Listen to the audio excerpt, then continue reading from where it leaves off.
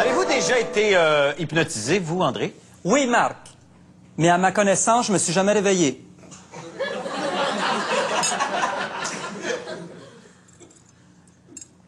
Alors, on parle de quoi cette semaine, délicieux André? Oui?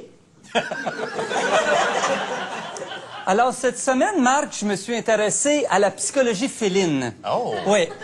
Oui, par la force des choses, parce que j'ai eu à garder un chat d'un ami durant une semaine, et par la force des choses, je me suis intéressé à la psychologie des chats. Et je dois dire, avant de commencer, il aurait été utile que je suce cette chronique avant que j'aie le chaton. Ça aurait été utile. Ça a été périlleux, ça a été... Ben, en fait, c'est que moi, j'ai pas un élan naturel envers les félins. Les félins, les pardon. félins. Oui, j'ai pas un élan... C'est le chien. Non, j'ai pas un élan naturel envers... Pour moi, un chat dans une maison, c'est un bibelot qui chie.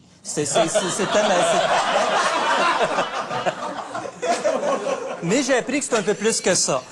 D'abord, les chats peuvent nous apprendre des choses. Oui. Les chats, ça, j'ai appris ça aussi. Ça peut nous apprendre à câliner, à jouer avec, à se reposer, même à méditer. C'est très contemplatif, un chat. C'est vrai. Hein, ça peut nous apprendre plein de choses. Moi, j'ai appris que j'avais énormément d'agressivité en dedans de moi.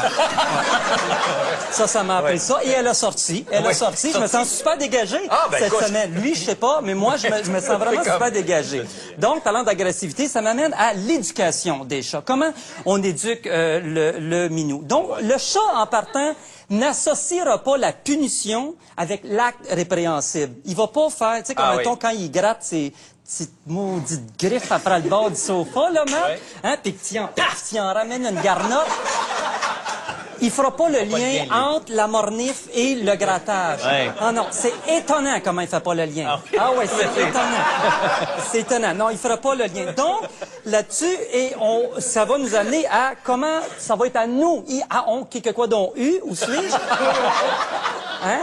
Il y a toutes sortes de psychologie. Hein? Bon, on s'en tient à la féline. C'est ça. Hein? Donc, ça va être à nous. Vu qu'il ne fera pas lien avec la mornée, c'est à nous de remédier à notre façon. Donc, on va, par exemple, comme ça, quand il gratte ses petites griffes après le sofa, on va mettre une bûche, hein? Une petite bûche qu'on peut frotter avec de l'herbe de chat, puis on va l'attirer. Hein? Viens la mémine après la bûche. Viens la bûche. Viens la mémine à la bûche. Viens la bûche. Viens la bûche à la mémine. Donc, on va l'attirer comme ça. Il s'habille la nuit, hein? Oui. Je sais pas, à quatre pattes, en bobette. Viens la mémine avec la bûche.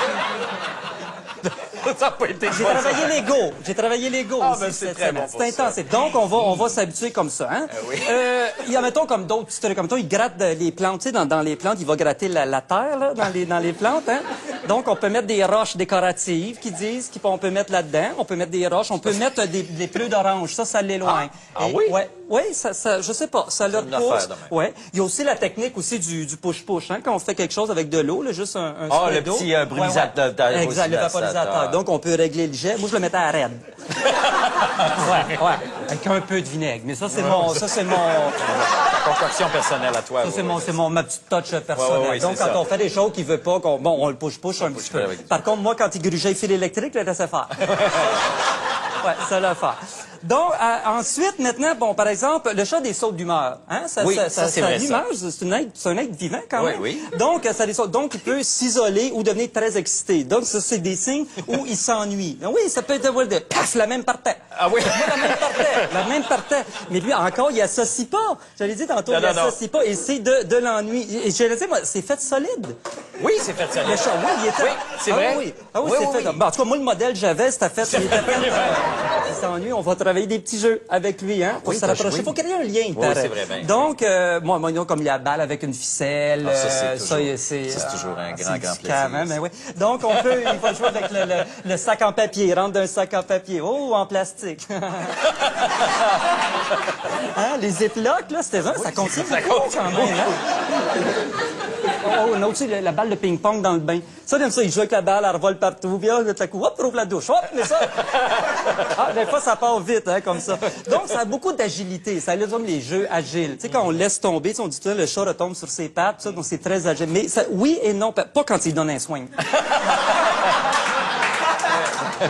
Non. Il y a pas de... Puis plus de poils, ça amortit pas pantoute. Hein? Ça arrive assez sec. Tu sais, c'est comment? Vous aussi, il faut que je me divertisse. Oui. Donc, ce qu'il faut juste retenir, OK, quand on a un chat comme ça, c'est garder votre facture. Moi, c'est ça que je dirais. Donc, c'est à peu près comme ça que ça se Ça a été une belle semaine? Non. OK, merci infiniment. C'est très édifiant. Merci beaucoup, André Sauvé. Je ne regarderai plus jamais un chat de la même façon. Eh bien, on retourne notre délicat d'exotisme. Bruno Blanchet nous offre une autre perle d'outre-mer. Restez avec nous.